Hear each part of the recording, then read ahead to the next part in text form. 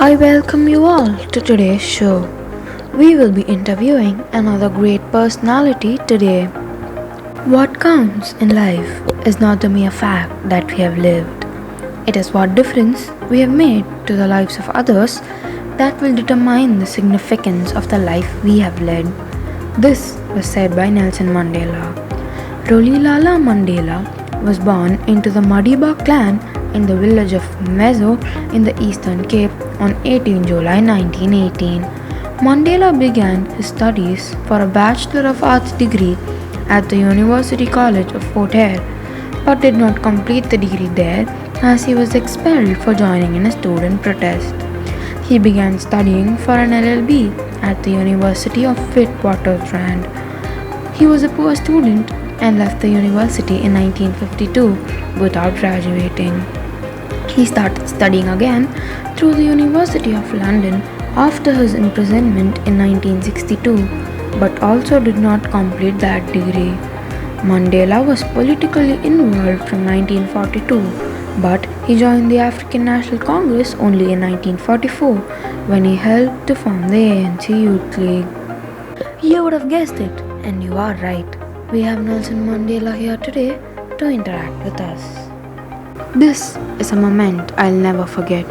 Nelson Mandela, a man sentenced to life imprisonment because of his fight to end segregation in South Africa, walking away free after 27 years.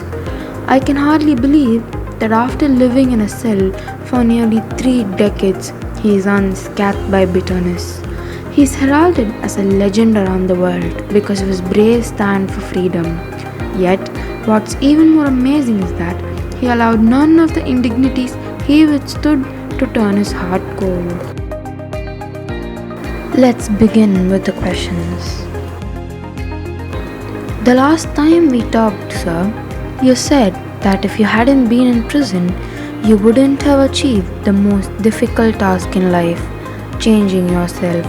How did 27 years of reflection make you a different man? Before I went to jail, I was active in politics as a member of South Africa's leading organization, and I was generally busy from 7 am until midnight. I never had time to sit and think.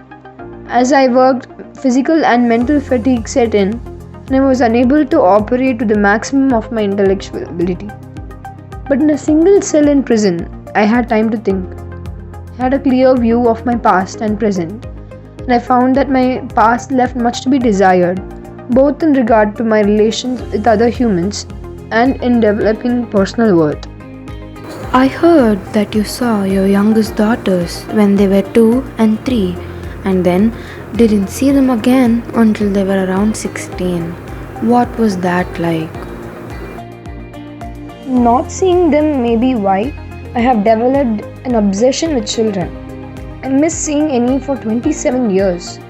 It's one of the most severe punishment prison life can impose because children are the most important asset in a country, and for them to become that asset, they must receive the education and love from their parents. And when you are in jail, you are unable to give those things to your children. You have written that when you were a boy, all the townspeople brought their problems to the regent who listened to each person before giving his answer. That principle influenced me throughout my life. I learned to have the patience to listen when people put forward their views, even if I think those views are wrong. You can't reach a just decision in a dispute unless you listen to both sides, ask questions, and view the evidence placed before you.